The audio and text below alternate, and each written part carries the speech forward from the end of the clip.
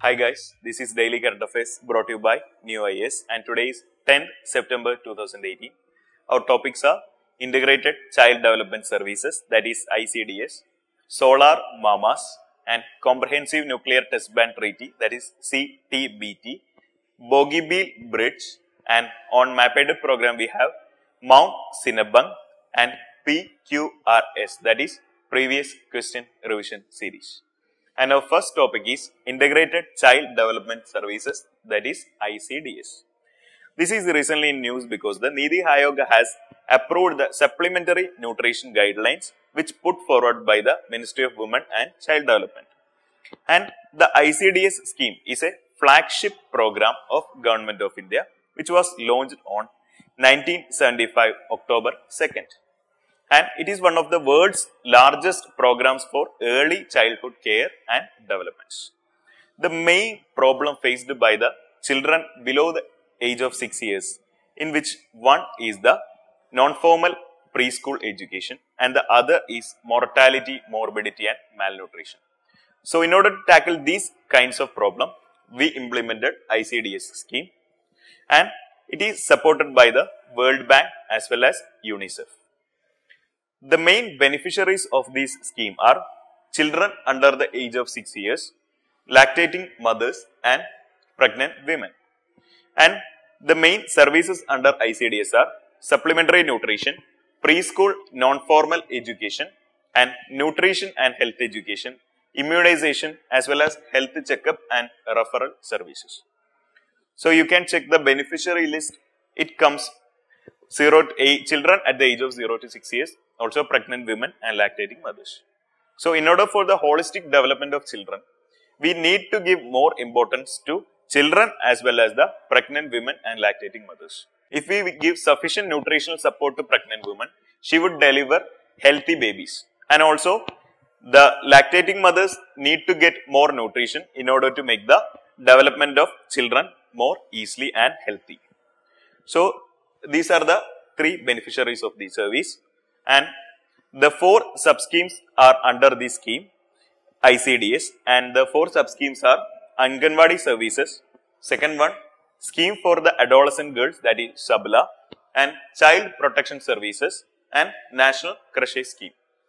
So the Anganwadi services mainly aims the holistic development of children below the age of 6 years and it also emphasizes to pregnant women and lactating mothers. So I already told you, giving nutrition to these 3 areas and Anganwadi scheme also provides the early childhood education to the children. And the scheme for adolescent girls, that is Sabla. Sabla is in order to educate and empower the adolescent girls to make them self-reliant and aware citizens. And the third scheme is Child Protection Services. It is in order to provide the safe and secure environment for all children in need of the care and protection. National Crochet Scheme is the 4th scheme or 4th sub-scheme under the ICDS. And we know what is crush or crochet. Crochet is nothing but like a daycare in which it is a safe place for mothers to leave their children and they can go to work. So they can leave the children there. The workers in the crochet can take care of their children so that they can go to their work, and which is also aims to empower the women, which enable them to take up employment. So by National Crochet Scheme, the care for children is also ensured and the empowerment of women. Our next news is about Solar Mamas. This is in news because a group of 45 women from 10 different countries have recently ceremonied at the graduation ceremony at the Barefoot College, which is in Rajasthan. So what is Solar Mamas? Solar Mamas are women solar engineers. The Barefoot College in Rajasthan, or the exact place is Tilonia, has been promoting and training rural women from various continents. Most of the trainees in Solar Mama program are from Africa. So after attaining a training in this college, they get skills in the fabrication, installation, use and maintenance of the solar lanterns. And this is funded under the Government of India. In addition to this Solar Mama or training in solar lanterns, the college also gives additional training in various entrepreneurial skills such as beekeeping, tailoring, etc. So we need to more about the Barefoot College, which is in Tilonia or Rajasthan. It has been established 4 decades ago to empower the marginalized and rural women. And the college gives training to rural women across the globe in various fields such as solar engineering, artisan, dentist, broadcasters and doctors. And after completing this course, they can serve their own district or their own village in the particular area. These solar mamas can go to their respective places or communities and make their or fabricate and install solar kits which can be used for solar electrification purposes. The Barefoot College Tilonia has so far trained 15,000 women in various skills across the globe.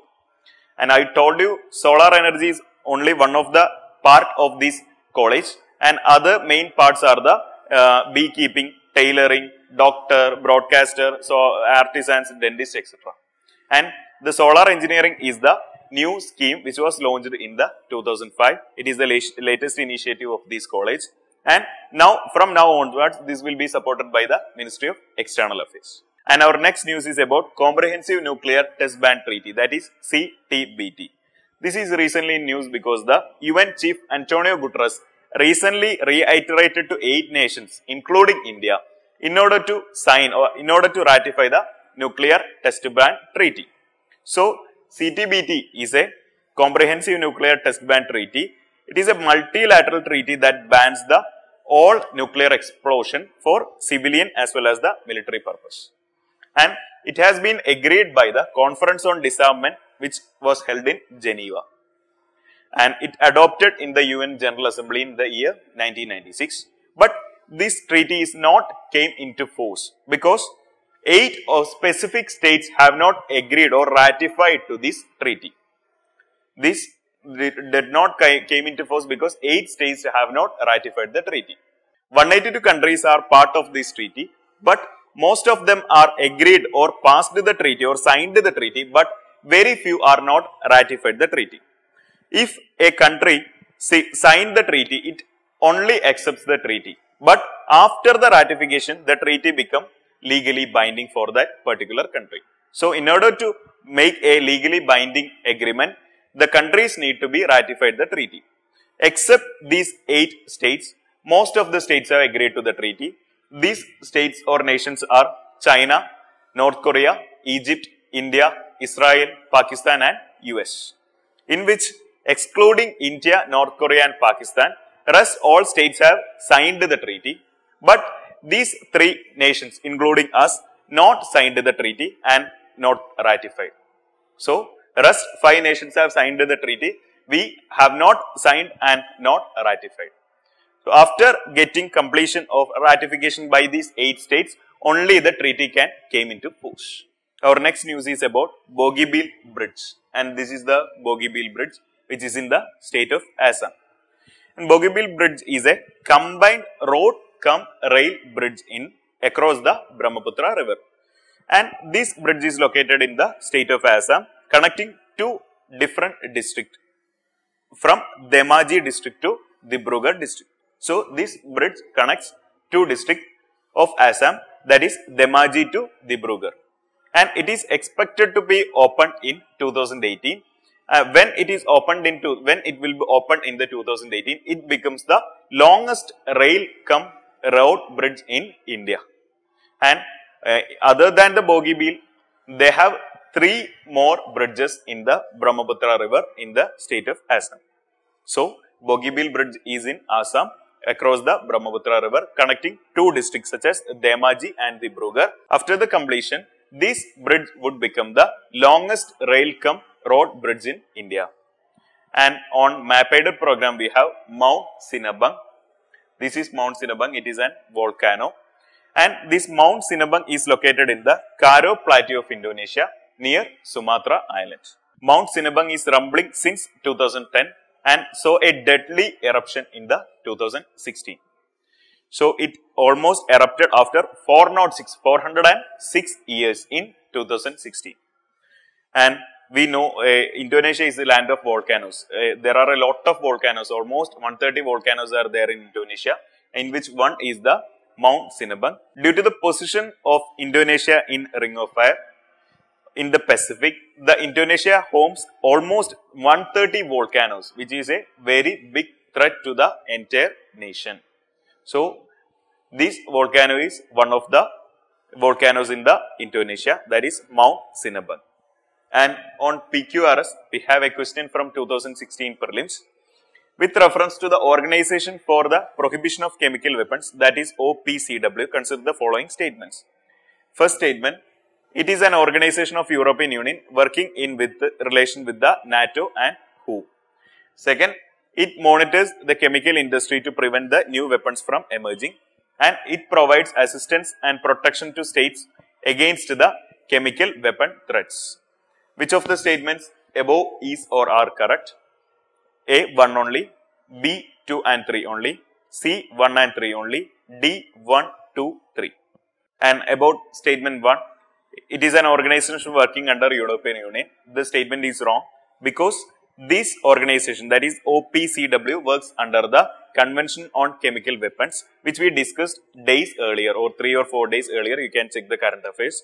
And when it comes to second and third statements, both are right because these two statements, 2 and 3, comes under the features of the OPCW or the provisions of the OPCW, in which the rest other provisions are destroying all existing chemical weapons under the international verification by OPCW, and second feature is the monitoring chemical industry to prevent new weapons from re-emerging, which is the second statement, and third is the providing assistance and protection to states parties against chemical threats, and the fourth one is fostering international cooperation to promote and peaceful use of chemistry.